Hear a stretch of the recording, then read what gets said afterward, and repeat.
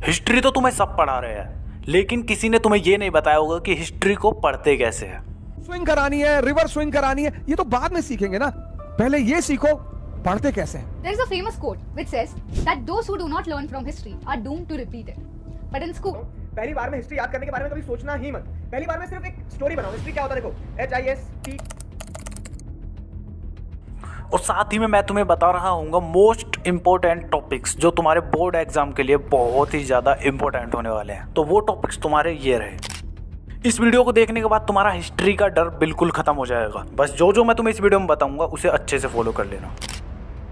So hi everyone, this is Mukul और आज की वीडियो में हम समझ रहे होंगे कि हिस्ट्री को पढ़ना कैसे है। मुझे पक्का यकीन है तुमने अभी तक जितनी भी बार हिस्ट्री पढ़ी होगी ना, उसमें तुमने रट्टा ही मारा होगा, इसीलिए तुम्हारी वो वीक है। बट बेफिक्र रहो, इस वीडियो को देखने के बाद तुम्हारा सब कुछ डाउट क्लियर हो जाएंगे। मैं तुम्हारे बड़े भाई जैसा हूँ, तो जो भी मैं तुम्हें इस वीडियो में बता रहा हूँ उसे लिख लेना, कॉपी पेन लेकर बैठ जाओ। और साथ ही में मैं तुम्हें हिस्ट्री के मोस्ट इंपॉर्टेंट टॉपिक्स भी बता रहा हूँ क्लास 10th के लिए। वो तुम्हारे टॉपिक्स लास्ट 10 ईयर्स का एनालिसिस करने के बाद निकाले गए हैं। उसमें मैंने डिटेल में एनालाइज किया है कि कौन से चैप्टर्स से तुम्हारे ज़्यादा मल्टीपल चॉइस क्वेश्चंस आ रहे हैं, कौन से चैप्टर्स से तुम्हारे लॉन्ग आंसर, कौन से शॉर्ट आंसर, कौन से वेरी शॉर्ट आंसर। तो सब कुछ तुम्हें डिटेल में मिलने वाला है, वीडियो के लास्ट में बताऊंगा, ठीक है। तो पहले जान लेते हैं हिस्ट्री को पढ़ते कैसे है। तो यार सबसे पहले हिस्ट्री पढ़ने के लिए तुम्हें अपनी एक मेंटेलिटी ये दूर करनी होगी कि भैया हिस्ट्री बहुत हार्ड है, मुझे कुछ समझ नहीं आता उसमें। तो सबसे पहले इस चीज को अपने दिमाग से निकाल लो। एक बुक है the power of subconscious mind. तो इस बुक में जो बताया गया है ना, इसमें यह है कि तुम जो भी सोचते हो ना, तुम्हारे साथ वही होता है। अगर तुम ये सोचोगे कि हिस्ट्री मेरी स्ट्रॉन्ग सब्जेक्ट है, फेवरेट सब्जेक्ट है, तो वो तुम्हारा फेवरेट सब्जेक्ट ही बनेगा। इस बात को तुम अपने बाकी सब्जेक्ट पर भी देख सकते हो। चाहे तुम्हें साइंस अच्छा लगता हो, मैथ्स अच्छा लगता हो, उसमें तुम ऑलरेडी अपने आप को बोलते होगे हाँ मैथ में तो मैं अच्छा हूँ, साइंस में मैं अच्छा हूँ। तो कौन सा तुम्हारा फेवरेट सब्जेक्ट है उसे अभी कमेंट में बता दो। तो मेन बात यह है कि तुम्हें पढ़ने से पहले ये बिल्कुल भी नहीं सोचना है कि हिस्ट्री हार्ड है, ठीक है, इजी है, बस ये सोचो।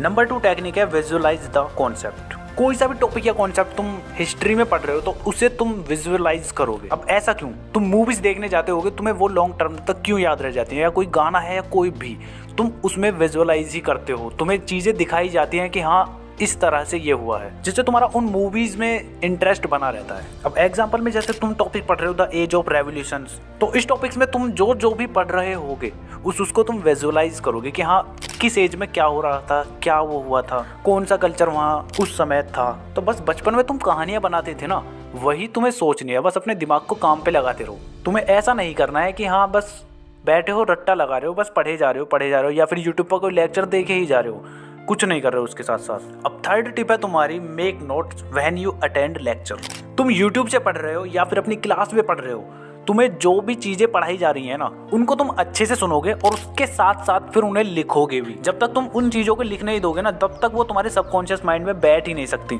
तो कोशिश करो कि जो भी तुम्हें पढ़ाया जा रहा है उसकी बेसिक इन्फॉर्मेशन लिखते जाओ और नोट्स बनाओ। अब ये 4th टेक्निक तुम्हारी उसके लिए है जो तुम्हारी इसमें ईयर्स आती है, डेट वगैरह याद करने में तुम्हें प्रॉब्लम होती है वो। तो सबसे पहले पूरी हिस्ट्री उठा लो।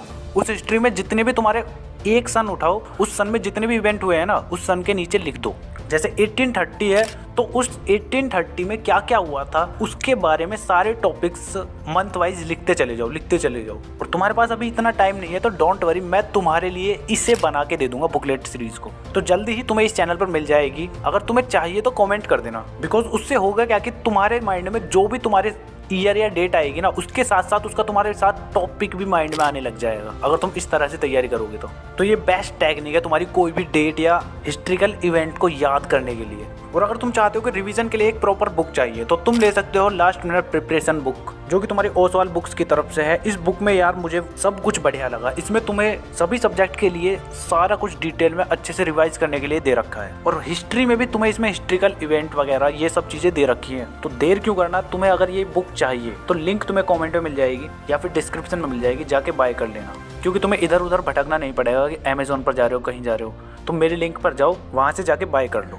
तो ये चारों टेक्निक तुम्हारे लिए बहुत ही ज्यादा यूजफुल होने वाली है। इन्हें फॉलो करना और कमेंट में बताना कि कैसी लगी तुम्हें, ये कोई फायदा हो रहा है या नहीं। तो यहाँ तक मैंने तुम्हें बता दिया है कि हिस्ट्री को पढ़ना कैसे है। 4 टेक्निक तुम्हें पता चल चुकी है। अब बताता हूँ कि तुम्हें क्लास 10th के लिए मोस्ट इंपॉर्टेंट टॉपिक्स कौन कौन से पढ़ के जाने चाहिए, जिससे कि तुम बोर्ड एग्जाम में बहुत तगड़ा स्कोर कर सको। तो यार इस रिसर्च को करने के लिए यार बहुत ही ज्यादा मेहनत लगी है। तो तुम इस वीडियो को यार अपने दोस्तों के साथ जरूर शेयर करना। ना तो मैं तुमसे लाइक के के लिए बोल रहा हूँ ना सब्सक्राइब के लिए। बस शेयर कर देना अपने ट्यूशन के ग्रुप में, स्कूल के ग्रुप में। तो चलो फिर बताता हूँ टॉपिक्स। तो टॉपिक से पहले यार चैप्टर्स का एनालिसिस कर लेते हैं कि किस चैप्टर से सबसे ज्यादा मल्टीपल चॉइस क्वेश्चंस आए हैं, सबसे ज्यादा लॉन्ग क्वेश्चन आए हैं, शॉर्ट क्वेश्चन आए हैं, वेरी शॉर्ट। तो इन सबको बताता हूँ पहले। तो बेसिकली 5 चैप्टर्स हैं तुम्हारे हिस्ट्री में। तो यार फर्स्ट चैप्टर से तुम्हारे सबसे ज्यादा MCQ क्वेश्चंस बने हैं इन लास्ट 10 ईयर्स में। और बात करें यार वेरी शॉर्ट आंसर्स की, तो फर्स्ट चैप्टर से ही तुम्हारे सबसे ज्यादा वेरी शॉर्ट आंसर्स बने हैं। तुम्हारे शॉर्ट आंसर्स की तो तुम्हारे सेकंड चैप्टर और 5th चैप्टर से बहुत ही ज्यादा क्वेश्चंस पूछे गए हैं। और लॉन्ग आंसर्स के लिए तुम्हारा सेकंड चैप्टर और 4th चैप्टर से सबसे ज्यादा क्वेश्चंस पूछे गए हैं। तो इस हिसाब से यार तुम्हारे सारे चैप्टर्स ही इंपॉर्टेंट है तुम्हारे लिए। बट इन इम्पोर्टेंट चैप्टर्स के अंदर जो टॉपिक्स है ना वो तुम्हारे लिए सबसे ज्यादा इंपॉर्टेंट होने वाले हैं। तो फर्स्ट चैप्टर की बात करें the rise of nationalism in Europe, तो इसके अंदर यार तुम्हारे 6 टॉपिक्स हैं। तो इन 6 टॉपिक्स में से तुम्हें 2 टॉपिक्स बहुत ही ज्यादा तगड़े से तैयार करके जाने हैं, जो कि तुम्हारा फर्स्ट टॉपिक है the age of revolution 1830 to 1848। और सेकंड जो टॉपिक है तुम्हें अच्छे से तैयार करना है वो है the making of Germany and Italy. तो इन दोनों टॉपिक से तुम्हारे खूब क्वेश्चंस पूछे गए हैं। तो फर्स्ट चैप्टर को कर रहे हो तो इन 2 टॉपिक्स को अच्छे से कर लेना। करना कैसे है, यूट्यूब पर जाकर सर्च करना द एज ऑफ रेवोल्यूशन, तो उसके रिलेटेड तुम्हें ये वीडियो शो हो जाएंगी। इन वीडियोस को जाके देख लेना।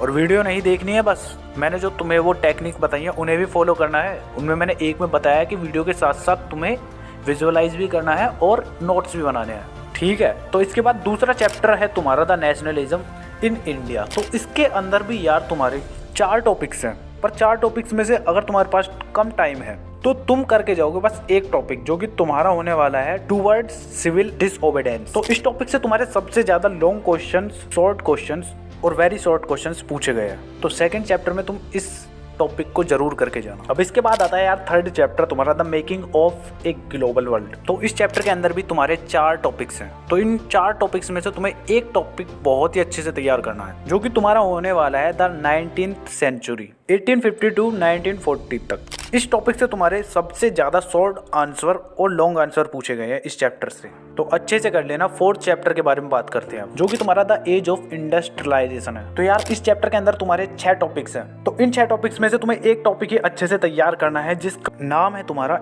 Industrialisation in the colonies. बहुत ही ज्यादा इंपॉर्टेंट टॉपिक है ये तुम्हारा, इसे तो गलती से भी मत भूल जाना। इस टॉपिक से तुम्हारे सबसे ज्यादा शॉर्ट आंसर और लॉन्ग आंसर्स पूछे गए हैं इस चैप्टर से। अब हिस्ट्री का तुम्हारा लास्ट चैप्टर बचता है print culture and the modern world. तो बेसिकली इस चैप्टर में यार तुम्हारे 9 टॉपिक्स हैं, जिनमें से तुम्हारे सबसे ज्यादा जो क्वेश्चंस पूछे गए हैं ना वो है तुम्हारा the print revolution and its impact. इस टॉपिक से तुम्हारे वेरी शॉर्ट और शॉर्ट आंसर टाइप क्वेश्चंस पूछे गए हैं और 1-2 लॉन्ग आंसर टाइप भी है। अब इसके बाद दूसरा टॉपिक जो तुम्हें अच्छे से तैयार करना है वो है तुम्हारा प्रिंट कम्स टू यूरोप। तो यार ये 2 टॉपिक्स तुम्हारे इस चैप्टर में सबसे ज़्यादा इंपॉर्टेंट है। बाकी के भी हैं, इन टॉपिक्स को भी करना। ये 2 टॉपिक्स भी तुम्हारे लिए इंपॉर्टेंट है, India and the world of print और तुम्हारा न्यू फॉर्म्स ऑफ पब्लिकेशन।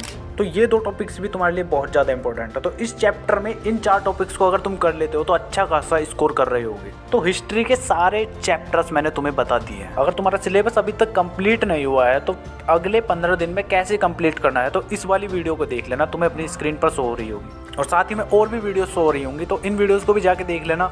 बाकी का मिलते हैं नेक्स्ट वीडियो में। वीडियो कैसा लगा कमेंट करके अभी बता दो। और हिस्ट्री का डर दूर हुआ है या नहीं हुआ अभी कमेंट करके बताओ। बस चलो फिर पढ़ते रहो, keep learning and keep smiling.